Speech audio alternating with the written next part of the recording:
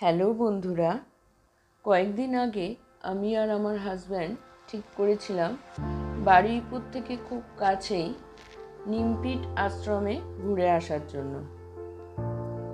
তো আমরা বিকেলবেলায় স্টার্ট করেছিলাম নিমপিট আশ্রমের উদ্দেশ্যে। এই নিমপিট আশ্রমে আমরা পৌঁছে গেলাম। এই আশ্রমটা 1960 সালে রামকৃষ্ণ মঠেরই একজন সন্ন্যাসী স্বামী বুদ্ধানন্দ সেবা কার্য করার জন্য দক্ষিণ 24 পরগনার জয়নগরে এই আশ্রমটা প্রতিষ্ঠা করেছিলেন।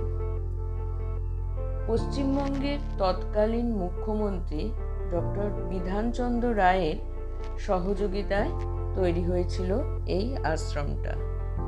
অনেকটা জায়গা জুড়েই আশ্রমটা, প্রচুর গাছ, ফুলের গাছ, আরও নানা রকমের গাছ আছে। আমরা যখন গেছি ভেতরে তখন মন্দিরটা পরিষ্কার করা হচ্ছিল, তাই কিছুক্ষণ আমাদের ওখানে বসতে হয়েছিল। আমি চেষ্টা করছি রামকৃষ্ণদেবের মূর্তিটা ভেতরে ফোন নিয়ে ঢোকা বারণ, বাইরের থেকে দেখানোর জন্য চেষ্টা করছি। এই রামকৃষ্ণদেবের মূর্তিটা দেখা যাচ্ছে। কিছুক্ষণ বসার পর সন্ধে নামার একটু আগেই আমরা ওখান থেকে বেরিয়ে পড়েছিলাম।